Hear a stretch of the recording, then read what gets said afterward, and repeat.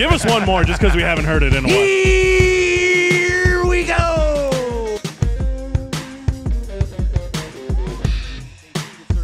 Like I go through a lot. Like I mean, compare Mike Awesome in WCW to Mike Awesome in the WWF. Yourself in your run in WCW to mostly being on Metal or on Jack. The pre or Sunday Night Heat, doing that kind of stuff.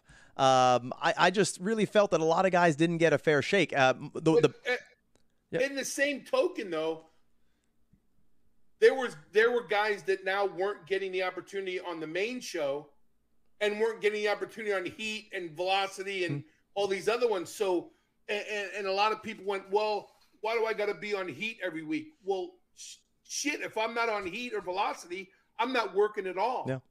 And if you're not working on TV, you weren't going to work live events. So a lot of guys just put it as, well, why am I not getting this? And then a lot of us looked at it was, okay, they're looking at me every week. I still pitch things. I'm still working live events. I'm still, earning my keep, and I'm still in front of everyone. So while there was not a lot of opportunities to become, a main player, there were still opportunities. But other guys, there were still 150 guys in the back that weren't getting those opportunities that had been in WWF prior to us being there. So not only did we come in and take over main show spots, we were taking the B show spots too. So, and that's the way I looked at it. So I always looked at it as keep my mouth shut, get me on these shows, and as slowly started to work out for me before going into like all that reality TV, Rikishi and I started to go into a big program. And that's when I knew the progression of paying your dues now in the WWF was starting all over, just like you did in WCW. Yeah. For some, a lot of guys, it was who you are. They just put you right there. Yeah. No, it was definitely something that was evident, at least as someone who had been a fan and followed WCW. Yeah. When you came back, they reverted you back to Hugh Morrus. If I'm not mistaken, I think you were originally Hugh Morrus when you came back. You weren't General Rection. You were Hugh Morrus when they brought you back. Was that? Yeah, they brought me in, and the thing was, they told me they were dropping the Hugh Morrus thing. I wasn't sure where they were going to go. It wasn't my real name, but they said they were because I went back to saying Hugh Morrus in WCW, even as I was still General Rection, I was Hugh Morrus. But they told me from the beginning that Hugh Morrus wasn't going to work. They wanted to change my gear and everything. And then the very first night, it's Hugh Morrus from WCW. So I did the Hugh Morrus thing for the longest time because people go, why would we change that? Yeah. Until the Tough Enoughs, when I just dropped everything and became Bill Demott. Yeah. One of the other examples I look at, we talk about guys coming in and being misused, and I had the opportunity to interview him many moons ago. I'm thinking this might have been around like 2010 or so. I've been in the radio game for a long time, but I interviewed Diamond Dallas Page. Yep. And I find that of all the examples of guys and their presentation being totally obscured by what they were in WCW, and we're to believe that this is all canon and this is all continuity of WCW, their careers into the WWE. Diamond Dallas Page being brought in as the stalker of The Undertaker's wife. It rubs me the wrong way on a lot of levels because DDP was so crucial to the history of WCW. He was the people's champ in WCW. And to me, I would have loved to see him get brought in that same way. Former WCW champion, world champion, a guy who was very popular. Instead, he gets brought in as stalking The Undertaker's wife. That, again, it led me as a fan to think just, you know what, these WCW guys are not going to get a fair shake, especially with DDP being one of the guys who, if I'm not mistaken, was on one of those big money contracts and could have sat out, but chose to actually come in and give some momentum and credibility to the guys who were there. What are your thoughts, and what was the reaction seeing DDP and be brought in like that?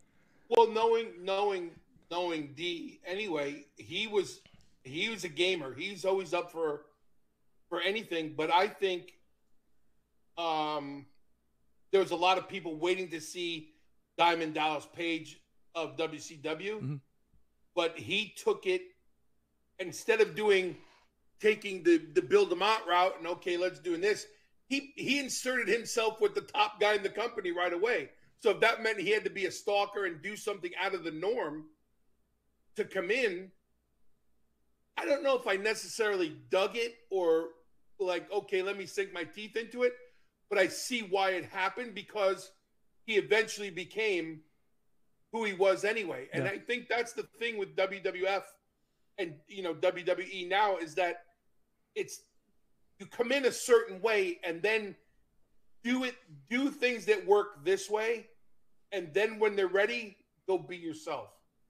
Does that make sense? Yeah, totally. But that only makes sense to people who aren't involved. If you're the character, if you're the person, if you're the thing, and you're banging your head and you made your bones all these years a certain thing, now I got to put my trust in a bunch of people who don't know who I am, haven't spent all these years with me, and you know, on and off the road, and put this time in. But everything, I think everything with WWE was a leap of faith.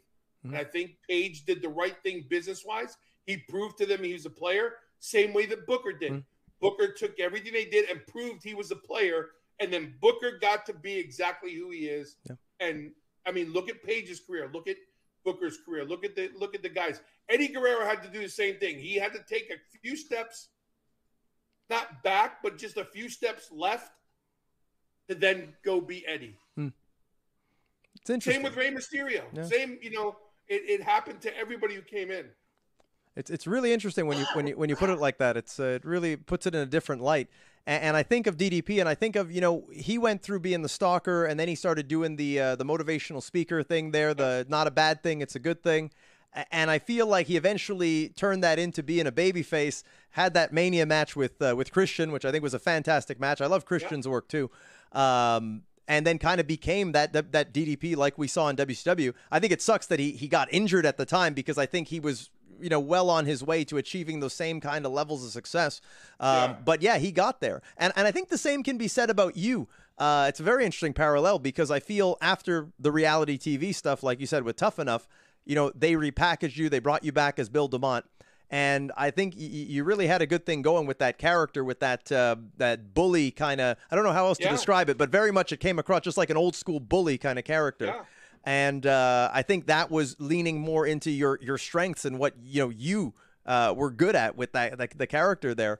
I think it was great to talk me through that with Tough Enough and getting us to that re-debut of Bill Demott.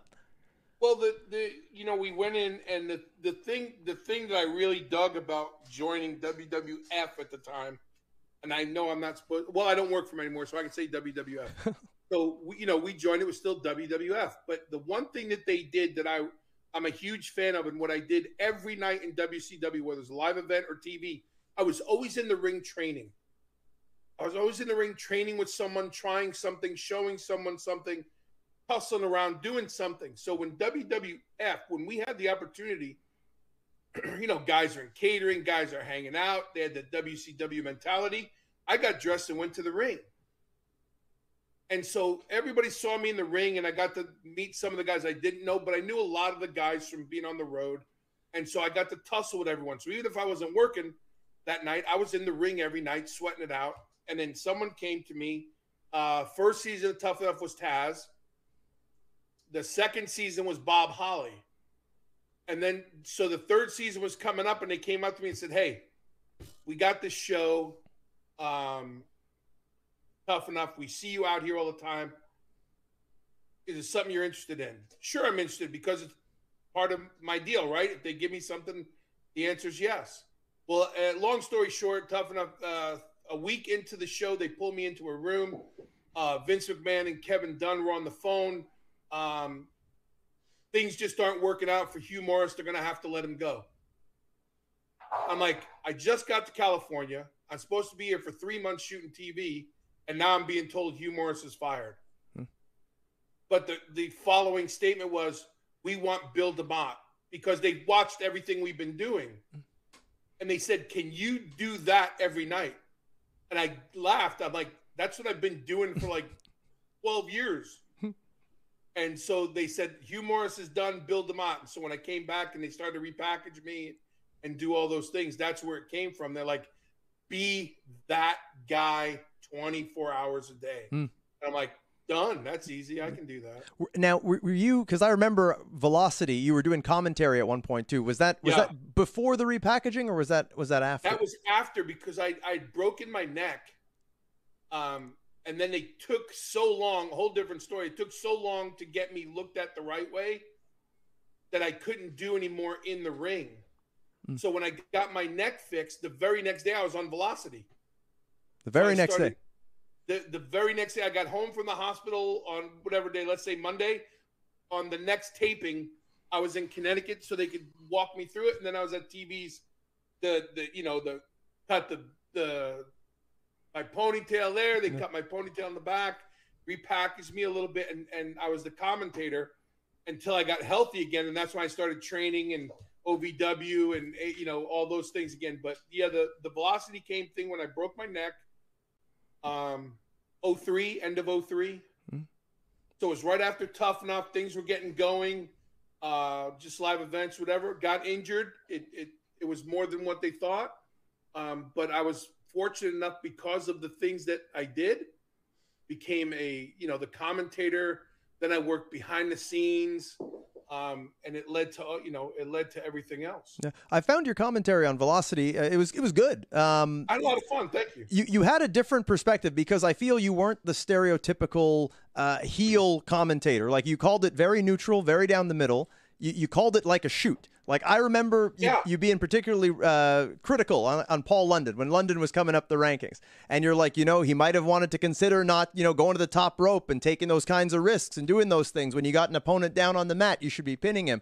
And it was I like that style of commentary, because it's bringing credibility to the action, to the fan who's watching it, and, should know the fact that this is a fight. So you brought that level of realism to it.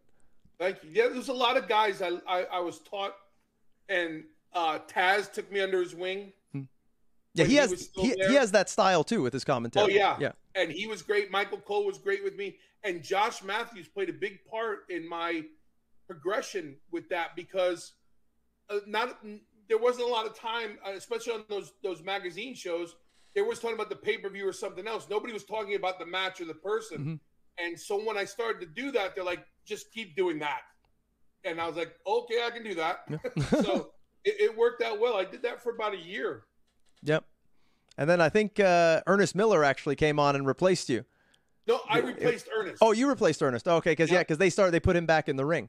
I have a soft spot for that run they gave you as Bill Demott. I think it started on Velocity. You did some matches with like Funaki and Shannon Moore. They're pretty much putting you in with cruiserweight guys, but I went through all the cruiserweights. Yeah, but it made you look like more of a bully. So that was I love that, and the demeanor, the music that you had, that very simple kind of, almost had like a Johnny Cash meets but it was heavy at the same time too. It was just that dun, dun, dun. It was. Did you have any input in that music? It was just perfect. I had no input on that. When I came back, they didn't even tell me the first time back from Tough Enough. They just said, "Hey, you get a chance, check out the Tron." Nobody showed me anything. Nobody told me about the music. I came out and I was like, "That's pretty cool." So I knew nothing about it. Yeah, no, everything just fit with that character and your expressions, your demeanor. I would watch Velocity on a Saturday night with my dad, and that was right when I started to train to wrestle. Was in 2003. And I'd watch with my dad, and he was actually a fan of your work. He was like, that Bill Demott, he's dangerous. What he's doing in there, he's rougher than any of them. I don't even know if Chris Benoit could hang with him. And maybe he might be able to, but man, this guy's dangerous. He didn't use the word stiff, but I mean, it's one of my fondest memories of my father watching. It was at times it was, but I had guys like, I had Jack Lanza, I had Jerry Briscoe, I had Tony Gurria, I had Arn Anderson. Always Bruce Pritchard, always in my ear going, you cannot go back to being a guy who's happy about wrestling. You have to make a statement every night. And I was like, okay. Yep. But that's the journey they take you on. And if you get it, great. And it felt like just as I was getting there, injuries, and I know Kishi got hurt, and so something happened there, and then I got hurt, and then You know, Yeah. They had you on SmackDown. They started giving you a bit of a push with the same gimmick, but if we watched Velocity, we kind of saw the early stages, the test run of it, and then it made it up to SmackDown. I think there might have been some vignettes, quick vignettes for it, and then doing the same thing, which, if we saw Velocity, we already saw it, but it was good that it made it onto SmackDown. Yeah. I kind of look at Fit Finley's run in WWE that would happen a few years later, and I almost feel like it's a copy and paste of like what they were doing with you. Like they took the template of what they started with you, and then they brought him in, and it was the same kind of thing for Fit. Do you see those parallels? Yeah. And Fit was, he's no bones about it either. He's that kind of guy. So and that's what they were looking for. I mean, across the board, that's what they were looking for. Mm-hmm. From myself, from A-Train, from Test, from everybody. They were looking for that. Okay, this is where we are. This is, this is what we need from you. So there was a lot of guys trying to find it. And then some of it, like, it's always yourself, times 10. So to me, it was easy. But yeah, I see the parallels with Fit and some of the other guys. And yeah. I mean, I was always rooting for the WCW guys. Whenever they would show up, that was me. Very cool. You got the chance to work with The Undertaker, too. I think it might have even been the last match. Possibly your last match on TV? On TV, it might have been my last match on TV, yeah. They had you I got to run with them when he was trying to bring in Nathan Jones and get some stuff going there. So we spent about 4 or 5 months on the road together on live events. And then one night, I think we're in Louisville, and someone come up to me and says, you're banging with the dead man tonight. And I said, well, okay. And he's cake. I mean, he is who he is, and you go and do your thing. And I think that might have been one of my last TV matches, if not my last. I think it might have been the last TV match, but I remember they had the match graphic and everything on SmackDown. They cut to commercial. They put some build behind it, and you had been putting away a lot of those smaller guys and stuff. So I thought it was going to be a perfect match between you two. I think he actually got the win over you with his with the Dragon Sleeper. I think he was calling it the taking care of business or something like that. I think he gave me the. Oh, he gave you the tombstone? Yep. So maybe you had 2 TV matches with him. Could be. I know there was a couple. I think he was one of my last ones on TV. Yeah, but he tombstoned me, all right. Yeah, I'm sure that didn't help with your neck problems. He's great, man. Yeah. And so did they then transition you into more of a trainer role at that point? Well, I was, between the Tough Enough, so I did every Tough Enough from then on. $1 Million Tough Enough, the one that followed. And then in between, they were sending me to OVW. Lance would be there for 2 weeks, fly back to Calgary. So when Lance flew to Calgary, I flew in for 2 weeks, and Lance and I did double duty that way. And then they had taken, so I was doing the commentary. We were still doing the Tough Enoughs, and then I was going to OVW. Then that's when the talk came to having Al Snow go to OVW to take over, and me go and start Deep South in Atlanta. So we were taken off the TVs as commentators, and then worked into the developmental program. Yeah, and then you worked with the developmental, helped to send a lot of guys on the path that they should be on. Lots. What are some of your fondest memories of the guys that you worked with at that time with Deep South? Watching Miz turn into what he did, watching guys like Matt Stryker, watching Kofi Kingston. I mean, look at Luke Gallows, right? Big Gallows, not Mike, not everybody top to bottom. I think Deep South was the perfect answer to OVW. I got the opportunity to see the jump start of the Bellas and Kelly and Alicia Fox. I mean, from the women to the men, I've been fortunate enough to have a part in so many. But Deep South, I mean, what people don't know about Deep South was we had no ring, we had no windows, we had no lights. We had people moving from all over the country to start training, And we got up every morning and went to a Gold's Gym and took over their exercise room and trained on a rug. Wow. I mean, we were finding things to do because they were paying us all to be in Atlanta, but we had no building yet. So we really went from dirt floors and a fan to like night lights, to building a building this, you know, everything up and doing all that stuff. So the whole thing is interesting, but it was a ride, boy. Yeah, no, definitely. So, I mean, obviously, you know, no time is without controversy. There's this one thing with, and I mean, you're no stranger to controversy. There's this story of the time in Deep South.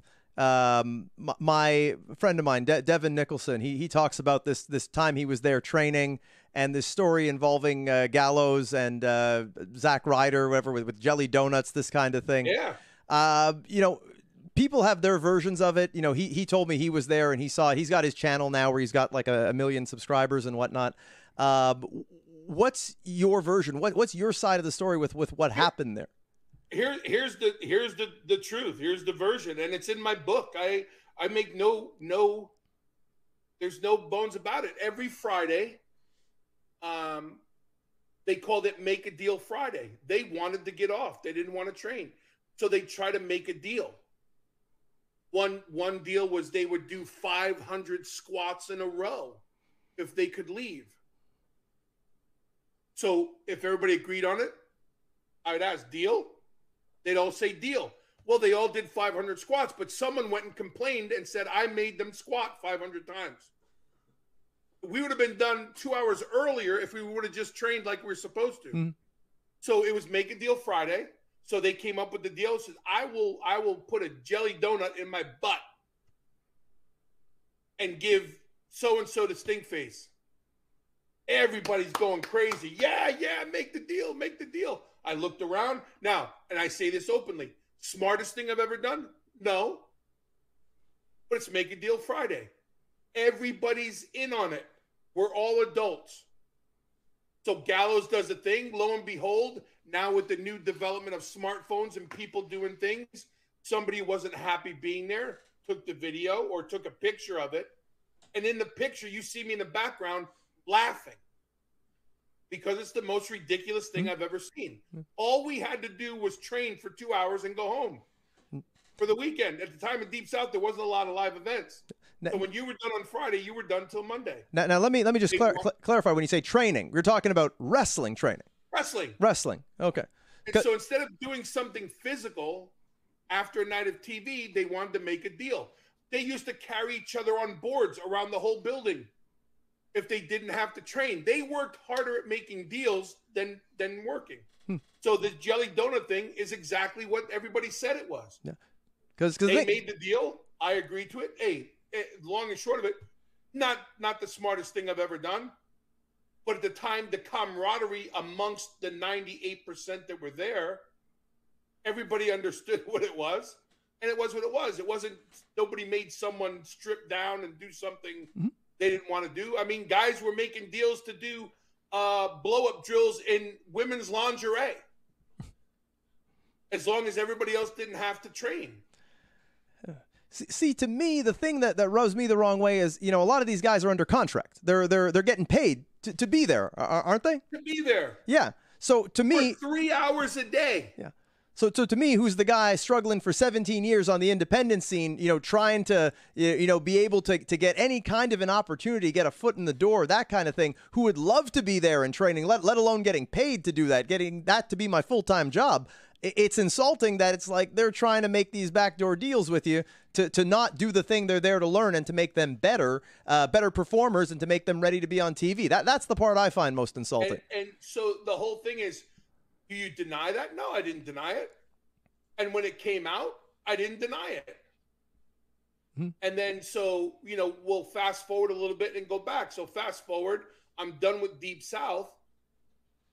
And then 3 years later, they call me back. We want you to take over the system. Well, what about this other thing? We don't care about that stuff. We know what people do. Okay, cool. And I'd already written my book. It's already out there. So I make no bones about it. It wasn't like I said, no, it didn't happen. Oh, it absolutely happened. And it absolutely happened the way I said. Mm-hmm. They made a deal. Someone went and grabbed a box of jelly donuts. Gallows gave stink face to Zack Ryder. They all had a great time. And they were done in 40 minutes instead of training for 2 hours. Mm-hmm. But the end result is someone who got fired or someone who didn't make the cut now uses that as they're being tormented and tortured and being told to strip down and do all these things. And unfortunately, in this day of social media, as you're aware, you can't argue with that stuff. And nor did I ever argue or try to debate it. Yeah. And I mean, like I said, you and I, we missed each other. You know, I went down to FCW in 2010. It was actually 2009, but December. Had some tryouts at TV right when NXT had started, so it was around 2012. You know, once Regal got involved in it, and a few of the personnel changed around. I think that you went in and replaced Dr. Tom, if I'm not mistaken. Yep. Yeah. So when I went down to FCW, it was Dr. Tom who was one of the guys basically doing your job. So Yep. I had some buddies of mine who went down and they did the next camp. I don't know if it was the one directly after mine, but I think the one just after that, which was when you were there. And they were all scared to death of you. And, you know, I'm a guy who does my research and whatnot. Never had the privilege of meeting you. But I told them something, and the more I look at this situation from the outside perspective looking in, this is my opinion, but that's the name of the show. I said to them, look, he's going to be tough with you. He's pretty much there to be a drill sergeant. This is his job. He's there to break you. He's there to see if you want this. You know, my last set of tryouts that I got 2012, a guy who helped me so much was Fit Finley, who I mentioned before. Fit was a guy we happened to meet at a wrestling event. We were on a couple of shows together. One of the few guys who tried to help me get a foot in the door. I appreciate Fit very much. So he told me, he said, now the company knows that there are a lot of people who are there. They want to see if they want it. They want to see if they're going to be able to handle, you know, 300 and some odd days on the road away from your family, you know, handle going in there to work when you got a boo-boo here and there, that kind of thing. That's what the company wants to test because, you know, a good wrestler is a good wrestler and anyone can be taught how to wrestle. So I really felt from the outside looking in, your job is to be that drill sergeant, to be that person who separates the men from the boys. You know, so that's how I saw it. So I said to him, you know, don't take what he says personal. Just show him that you want this. You know, show that you're willing to go in there and make the sacrifices that that's how I saw it. That's the advice that I told them to prepare them for going into your kind of tryout. And the camps were always not tough mentally. They were just tough physically because it was nonstop for 3 days. But the thing was, when I came back in 2011, I could have came back with long blonde hair, a tan, a three-piece suit, and clean shaving and beautiful tan and all this stuff.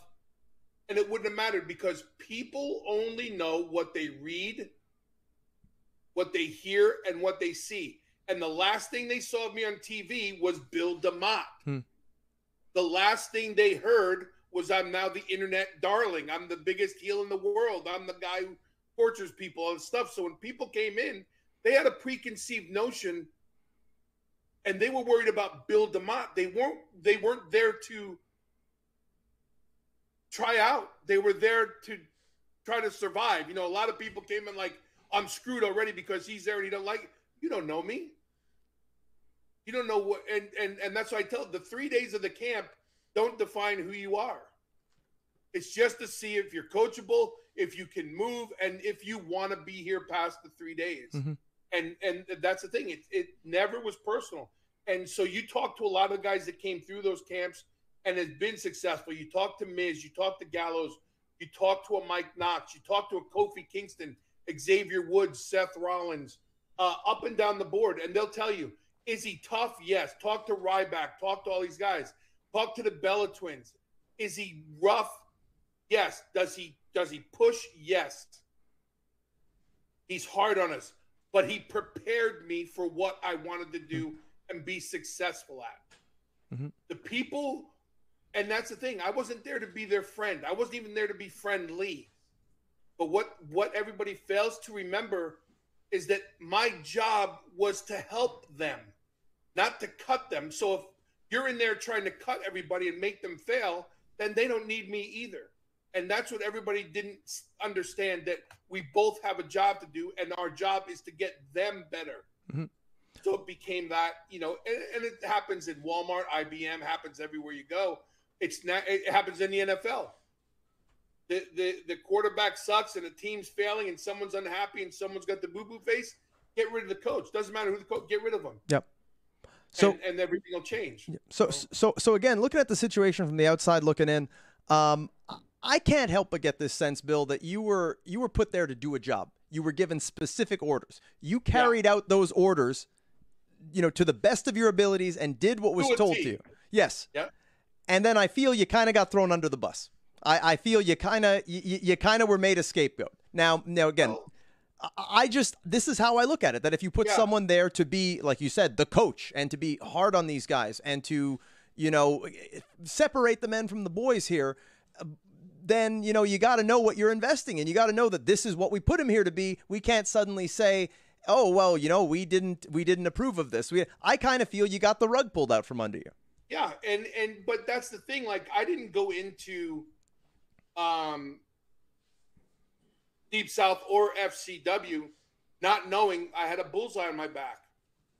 I was told early on in WCW when I was a talent by J.J. Dillon, the guy's a heat seeker. No matter what, he's the bad guy. He's the guy who delivers all the bad news. He's the guy who's got it out for anybody. He's the guy who hates the talent. I learned that from Jim Ross, right? People, oh, JR is great, but people hated him because he was always the bearer of bad news, or he was the one telling them. And so I knew going in. But I always stand by, I got along with my boss, and my boss was Triple H. We had the conversations. I knew what I was there for.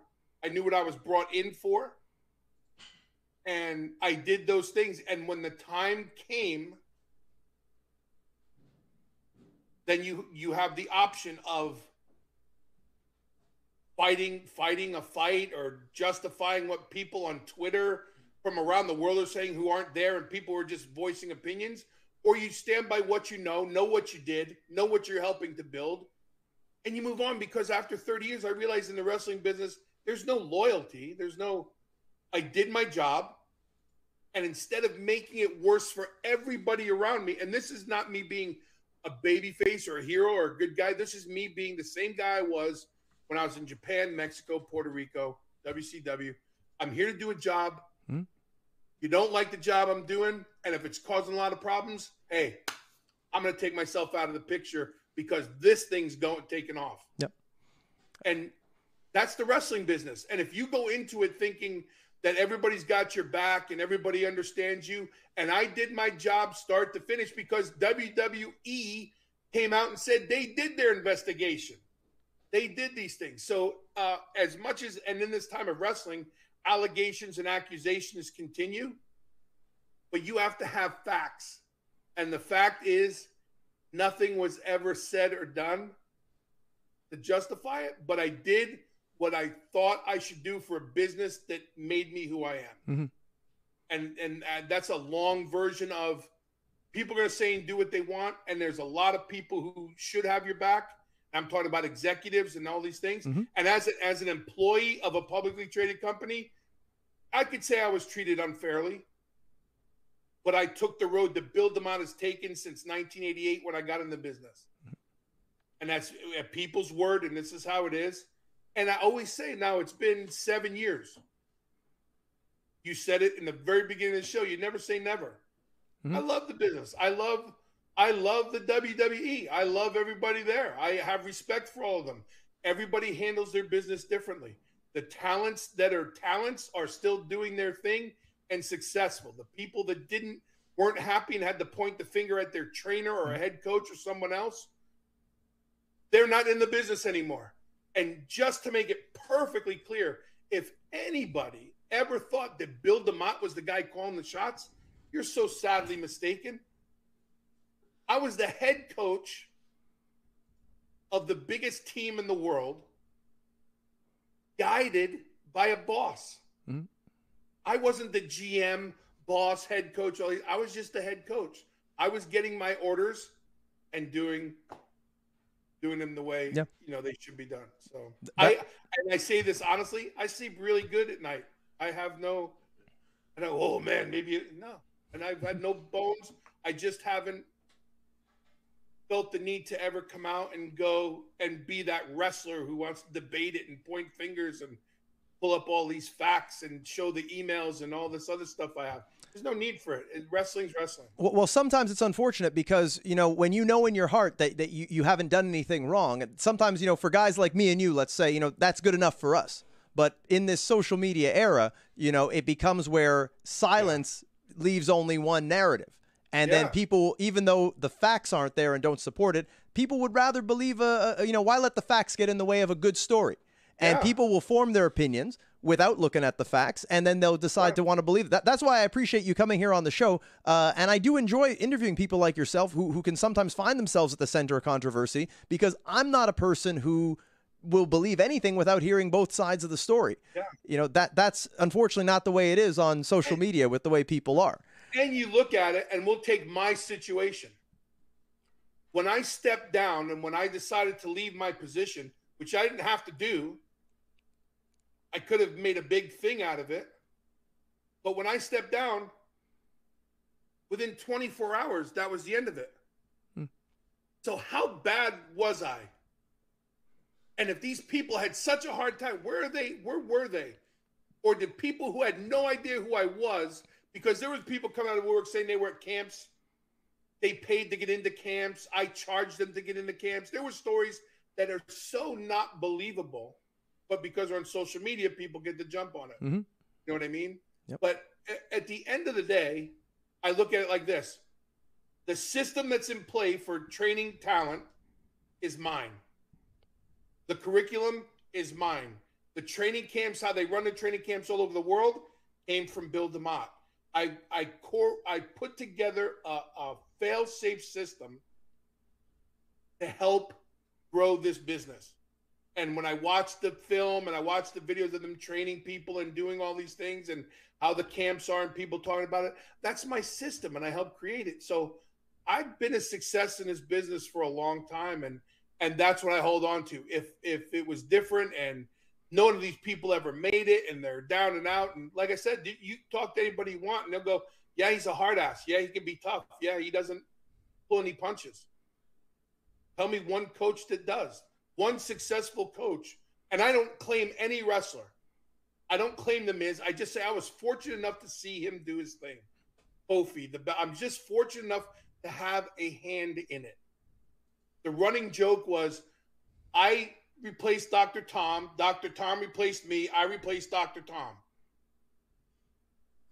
There's a handful, not even a handful of coaches that are out there, in my opinion, that can do what we do at that level that we do it.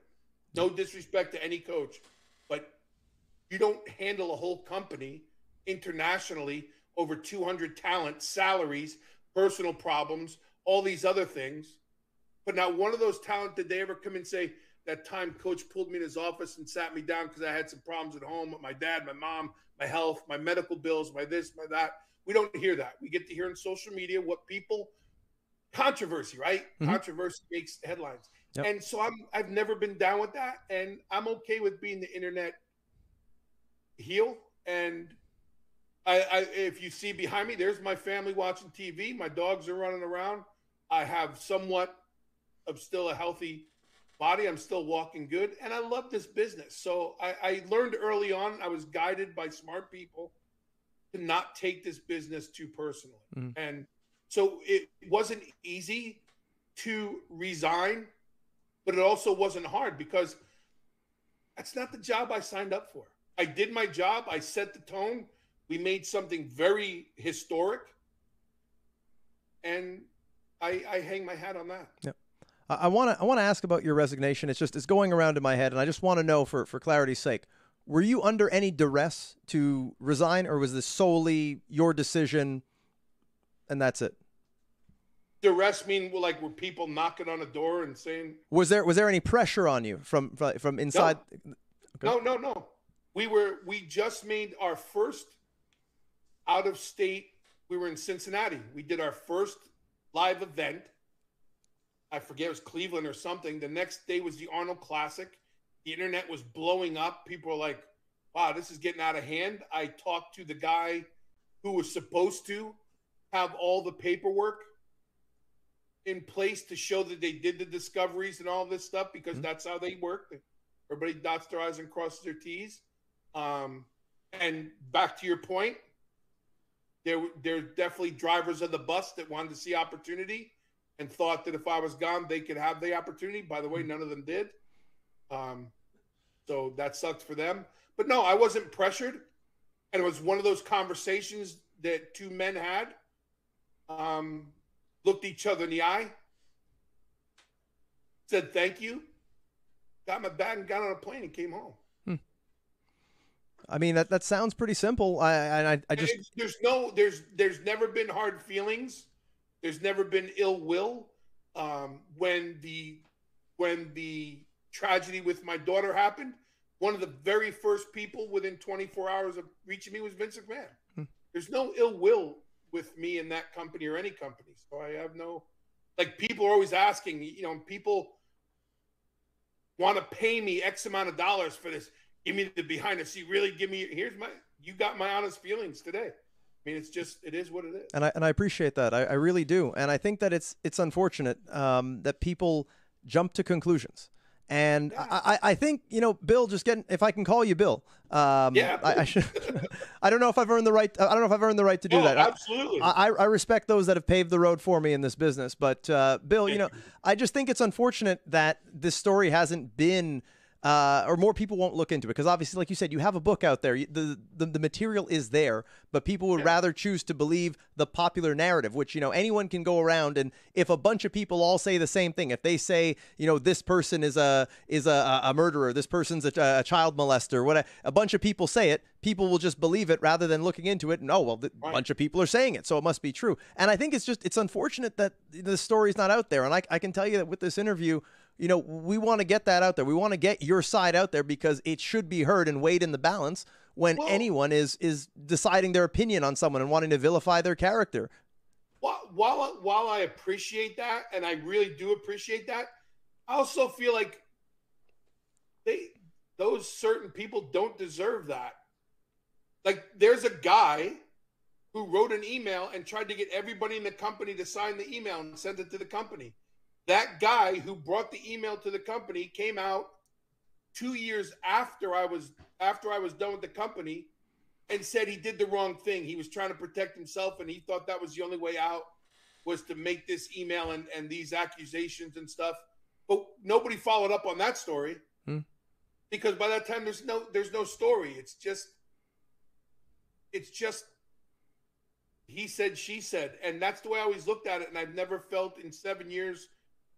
And even now, I don't feel like I'm giving it justice, because I don't care for that stuff. I'm just giving you my take on how I feel about, how it's gone. And I don't look at it as anything more than that's the difference between pro wrestling and sports entertainment now.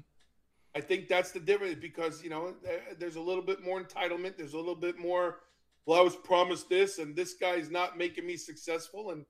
And back in the day, you had to make your own success. But I've never felt the need to justify my actions or to defend things that didn't happen, because I feel like then that starts another fire that I have to put out. And like I said, my family's good with me.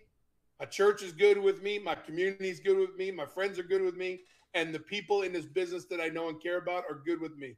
That's the only opinions I care about. There's going to be people that aren't successful that will use other people as a reason or a jumping off point, and that's unfortunate. And sooner or later, they have to come to terms with that. But I look at my success of 30 years in professional wrestling as a success, because there's still what I did is still in the business today.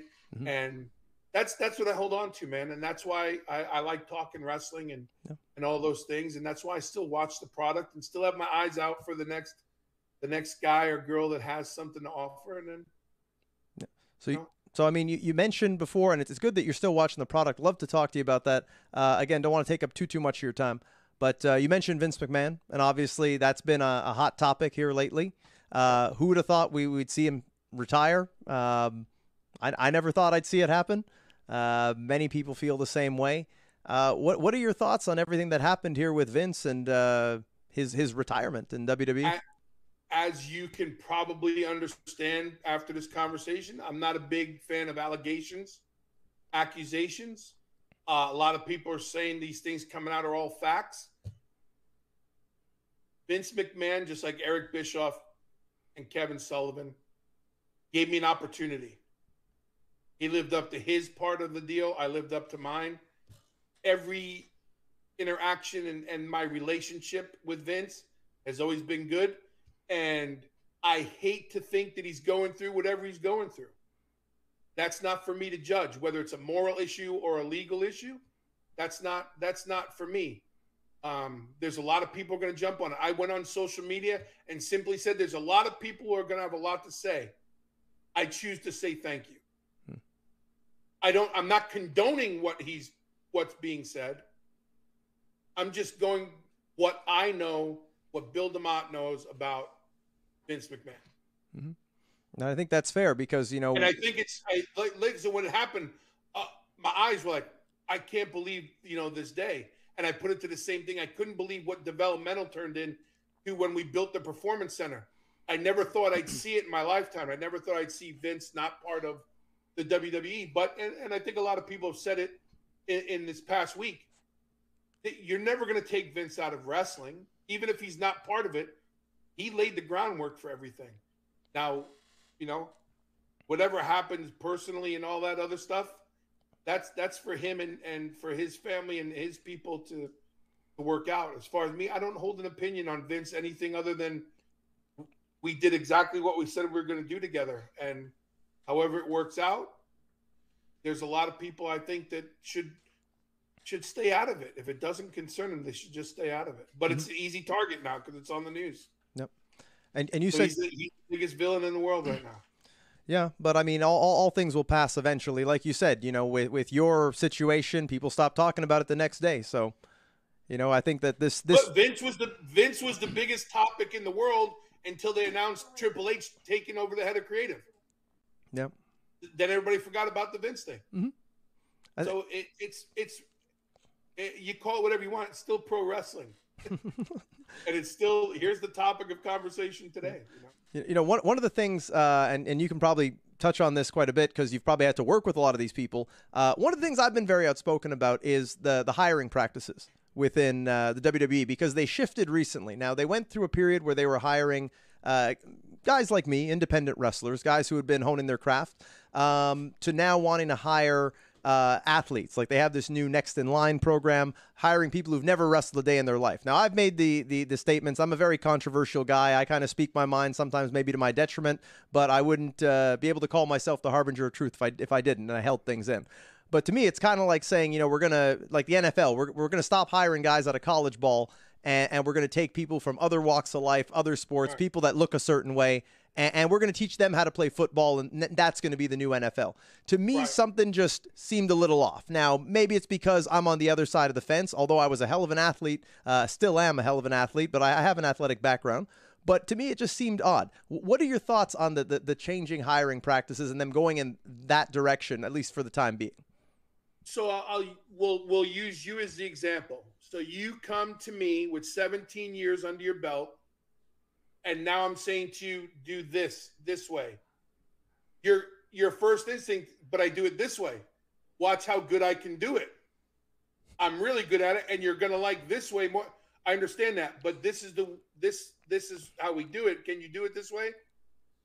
I could, but I've spent too much time learning it, and I do it this way. The perfect example is Seth Rollins. Been on the circuit. People knew, right? People knew him. He had a following. And he came in and he wanted to do all this stuff. And I kept saying no. And he kept going out and doing it. And when he'd come back, we'd have a conversation. And then it was, well, he's just being an asshole. He doesn't want me. People know who I am. I'm going to do, yeah. But he'd go and do it. And then I'd sit him out again. Till it got to the point we had a conversation in front of Triple H, and Triple H said, either here's your answer. Here's the playbook. These are the plays we're running. This is how we run them.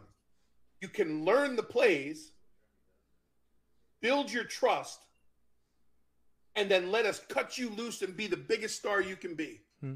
Or you can fight the system, be miserable, make people not be in your corner, have a miserable existence here, either get cut, quit, get injured because now your head's not in the game, whatever the case is, and then point fingers at someone else. So I think while I agree with what you're saying, the side of it now, coming from a corporate side and everything, watching how it's built, it's so much easier to take that guy off the street and teach him the WWE way. And that's why it became sports entertainment, because it was professional wrestling. We're all professional wrestlers. But this is how they do it. And it took me a little while to understand that, because I'm a purist. If you can go and you can work and you're good at what you're doing, that's what I want to see. But here's the direction they're in. So a lot of people, I think, take it as being standoffish, or, oh, we're going to do this. And a lot of people use the term, well, they're all cookie cutter and they're all this, and it's a circle. So you'll hear cookie cutter for so many years, then they go, okay, you know what? We've stolen enough from the independents. Now we need to build our own homegrown guys again, homegrown guys and girls again. So now they take athletes that have been coached. Are they coachable? Now let's bring them in and teach them the WWE way. That's the honest business side of it. But I think from the public perception is they're saying, screw everybody else and we don't need those guys. They're no good. But if you look at it, we robbed and pillaged the independents for how many years and took what some considered the best of the best from all the independents. In America. Yeah. But a lot of them aren't there anymore because your bump card's full. I told everybody, when you come, if you got 6-7 years under your belt, you're making a living and happy with what you're doing, you're going to come here and start all over. Think about what you're going to do. And I said that to every camp, everywhere I go, everybody I talk to, before you say yes and say, this is all I ever wanted to do, realize what it entails. You have to rethink what you already know. Yep.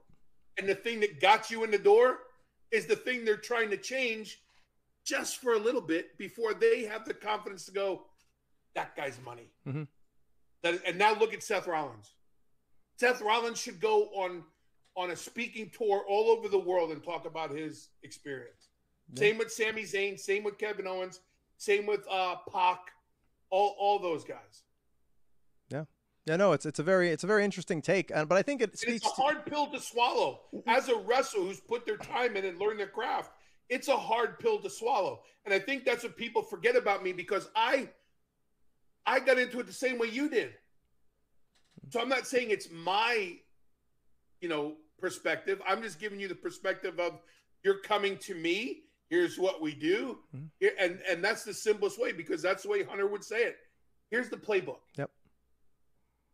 Learn the plays, become Odell Beckham, and then do whatever the hell you want. I know you know how to skate, Gretzky, but here's how we play the game. Once you play it our way, now go become the great one. So, and I think you have to actually be involved in it to understand it and be able to work through that, because it's a big mental game for a lot of people that have put in the time and effort to become what they want to become.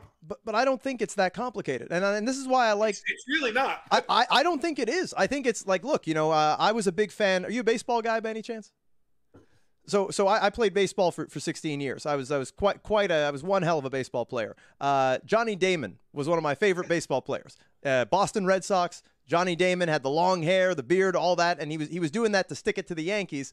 Lo and behold, he ends up signing with the Yankees, and then they gave him that signing bonus when they could, because they have that policy where you can't have any facial hair and you have to have short hair. Yep. So and that I've always had long hair too, so it always resonated with me. He went and he joined the Yankees. So to me, it's just like understanding that, look, you might have been this star with the other team, you might have been this star on the independent scene, but now you're going to play for the New York Yankees. you got to follow the Yankees playbook. And to me, that's simple. I think that's where coachable comes from. It's, don't second guess that you know more than these guys who've made so much more money than you and who are investing in you because you're an investment, you're a property now, and they want to make you whatever they want you to be. It's not a case of, okay, you were this, but you know what? Now you're going to be this kind of thing. I don't think it's that hard to understand. I just think maybe a few bad apples maybe ruined it for the rest of us because they came in with bad habits and bad attitudes. And who knows? Maybe I was that person a few years ago, and maybe it just clicked now, but not now, but recently. But I think that if that's the catalyst behind why they changed their hiring practices, then it's unfortunate. But I think there's still a few of us out there that get it. Oh, wholehearted. That was my favorite part, was going around and seeing all the talent. But let's take John Cena. John Cena, who was John Cena before he joined OVW? He did he trained with Rick Bassman in California, but no one knew him. Mm-hmm. They got him before he developed any bad habits. And he's a homegrown talent. John Cena then was allowed to become John Cena once they trusted him and had the time invested. Randy Orton, Batista, Shelton Benjamin, all these guys that were coachable somewhere else who didn't have that professional wrestling background. Mm-hmm. Bill Goldberg, all these people that they got to groom, and they go, how do we get back to that success again? So it's a circle, and every couple of years, here it is. So now there's all the gloves are off and everybody's welcome. And, I think WWE's had an open trial for all independent wrestlers coming up. Oh, I didn't know about that. It's an open tryout. But then they have this, this new incentive where it's just college athletes or people that have been successful in another sport now have the opportunity. And just to be fair, 80% of the people that come in with that background are never seen or heard from again. And that's the difference between having someone with a professional wrestling background and training who comes in, who I feel is just as easy to mold as someone who doesn't know, but business-wise, that's the I think the hindsight of it was, okay, who can we take from scratch and it not be as big a struggle for them and for us to get them there. Yeah, no, and I appreciate you sharing that insight with me. It's very useful. Like I said, half the reason I do these interviews and I appreciate you coming on here is I get to pick your brain, and I get to pool this knowledge and use it in my pursuit of my own dreams here in this career. That's why I had to just make that mention there, because, they kind of pillaged the American independent scene. Here in Canada, we're fighting for those opportunities. We can't even cross the border to say we're going to wrestle because we're taking a job away from an American citizen. So we have that in front of us too. But crazy, man. It really is. But, every day for me, that's my crusade. It's, how are we going to overcome this? How are we going to – we kind of need our own Jackie Robinson as Canadians to kind of break that barrier. Because we're not even getting any scouting here. I talked to TJ Wilson, and he went through that because he made it, but he had to, tell them at the border, I'm not getting paid, and, maybe wear his gear under his clothes, and just this kind of stuff we have to go through.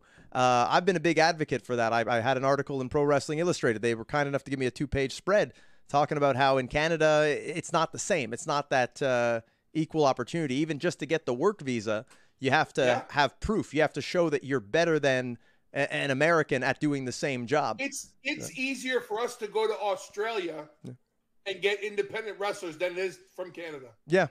It's even the UK. And we share the same continent. I'm about 6 hours from New Jersey. It's sick, man. So it's something that I hope will change. It's something I hope that I can achieve a level of success to be able to change that and show that, hey, there's probably a ton of other Jeremy Prophets here in Canada that, we got to scoop them up too and give them the same kind of opportunities because they got the odds stacked against them. That's what I hope to accomplish. And that's why I'm glad that we get the chance to have this exchange. Just wrapping it up, just a few other things I want to touch on. You brought it up a little bit earlier, maybe not under the best of circumstances, but the passing of your daughter. Again, don't want to bring that up too much, but it's been making some headlines because, if I'm not mistaken, that was due to a drunk driver. And with the headlines with Jeff Hardy, your name has come up in a lot of that. What are your thoughts on the Jeff Hardy situation and him being someone that you shared a locker room with? And it's unfortunate that it was Jeff. I'll put Sonny in that same conversation. Tammy Sitch, who is on trial for DUI manslaughter. Mm-hmm. Unfortunately, it's Jeff Hardy, but people don't follow the whole story. My daughter was taken from us in 2015 by a drunk driver, a multiple DUI offender, so more than one DUI. And so if you follow me or follow the foundation, you'll know that whether you're a wrestler, baseball player, basketball player, football player, politician, or everyday Joe, I'm going to speak out against it. The fact that it's Jeff Hardy just happens to be he's a wrestler. So people go, oh, that's Demott just trying to stick it to a wrestler because he's not in the business. No, this is Bill Demott talking about Jeff Hardy, who's been arrested again for a DUI. Thank goodness before he killed himself or someone else. That's what I'm speaking up about. I'm speaking up about people who make the same decision over and over again and think they don't have to be accountable for it. Now, it's Jeff Hardy, same as it was Uso last year. I spoke up about it. If you're a wrestler, I'm going to speak up about it even more because I take that personally, because anybody who knows me and knows my story knows what this means to me and how I've been affected by it. So it just so happens that it was Jeff Hardy, and I had an interaction with Matt because someone was taking what I said and was pointing it at Matt. I have no ill will towards Matt Hardy. I have no ill will towards Jeff Hardy, the wrestler. The problem I have is with Jeff Hardy, the grown man who's made the same decision at least 3 times and keeps making that decision. He needs to be held accountable for that decision. I don't care if he's a champion. I don't care if he never made a dime. If he wasn't a wrestler, I'd be having the same conversation. But why would I not put a wrestler who made national news with the DUI arrest, made national news, why would I not talk about that because he's a wrestler and I have favoritism towards wrestlers? No. Because what if that wrestler took your loved one's life? There's got to be accountability for that. And so, yes, I'm not a big fan of my name being in the news till this day. But I was on Fox News when they were talking about Nancy Pelosi's husband getting a DUI and them sweeping it under the rug. I'm an advocate against drunk, impaired, and distracted driving. That's what this foundation is about. My daughter was taken from me by a drunk driver. I advocate for families and victims of drunk, impaired, and distracted driving. And in the meantime, I get to use my knowledge of social media and all the things that I've been through in my life experience, and I go get to talk to people about the decisions we make and how they affect other people. So it was very quick to blow up about Jeff Hardy. It was, oh, Demott's at it again with wrestling. It's got nothing to do with wrestling, man. It's got to do with people's lives, and it's got to do with accountability. So unfortunately, Jeff is waiting. His trial's in 2 weeks. I think Tammy Sitch's is in 1 week. There's a guy in Brevard County down here for DUI manslaughter. I'm going to be at that one. I'm an advocate for the family and to put an end to this, what's socially acceptable. You know? And if you could, send a message to these people, anything that you would recommend for them to do to get their life in order, what would that be? There's Uber, there's Lyft, there's taxis, there's stay at home, there's get a designated driver. If you're famous and make money and want to go party, I'm not against drinking. I'm against drinking and driving. You want to go get high, but don't get behind the wheel. Now, these celebrities and people that are making a living off other people being fans of theirs, they owe those fans accountability. I'm saying if you need help because you have an alcohol problem, I'm not saying as a person you're the shits and you should be taken off the face of the earth, But your problem shouldn't become someone else's because you killed someone because you have a problem. Get help. I'm a Christian.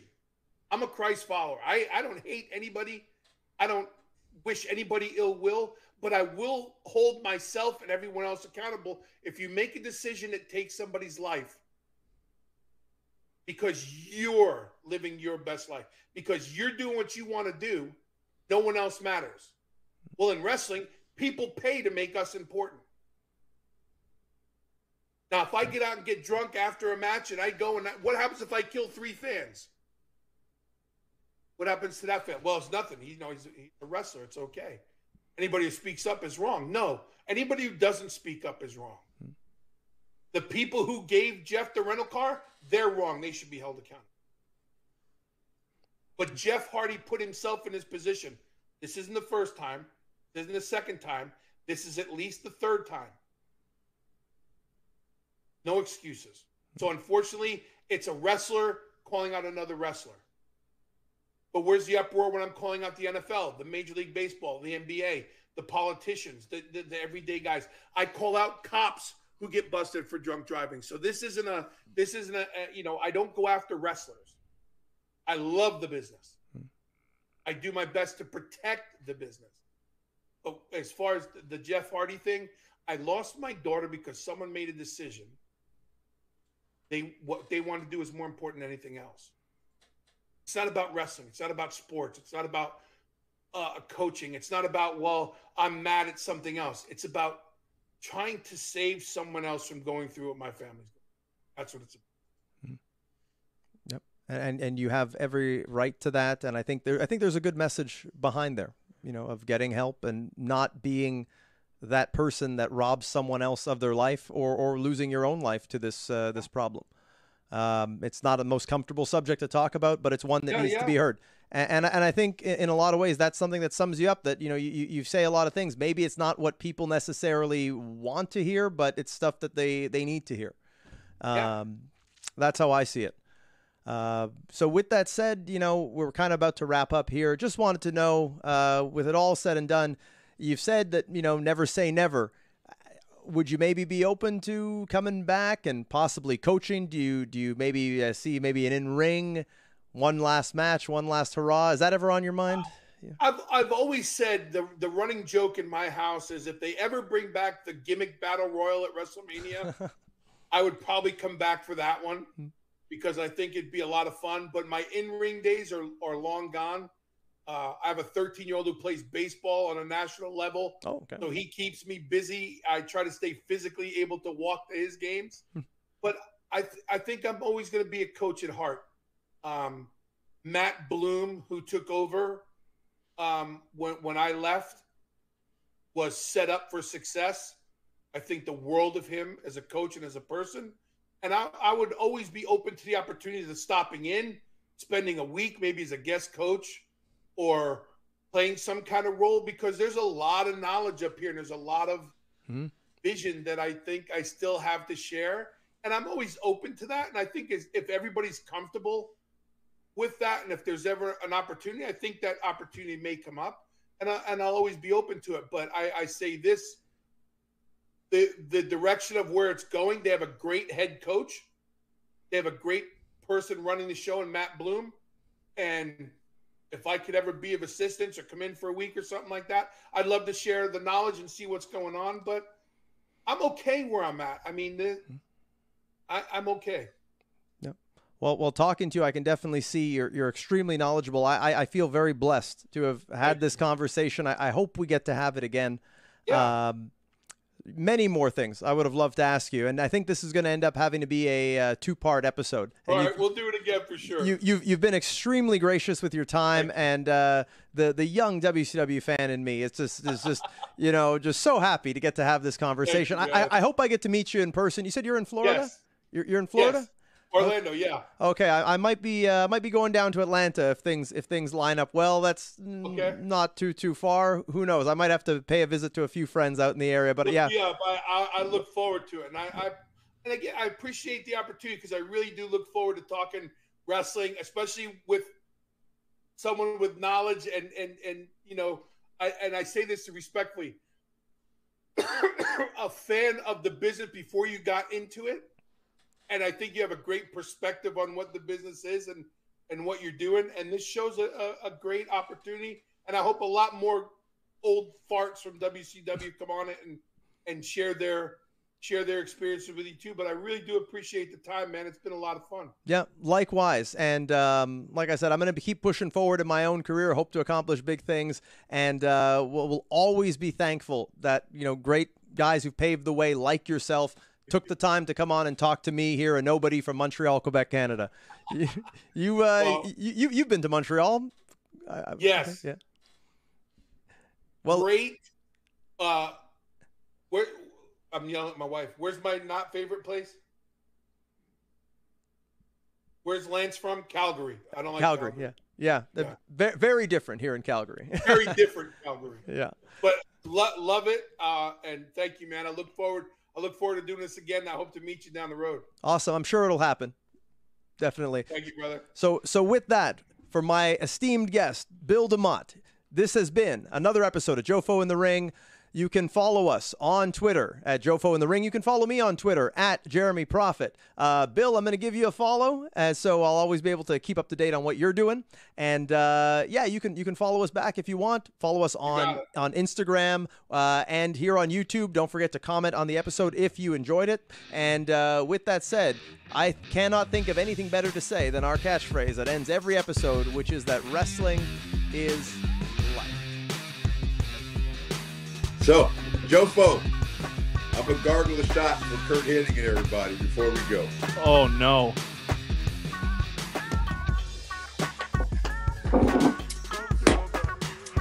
Jofo, thank you guys.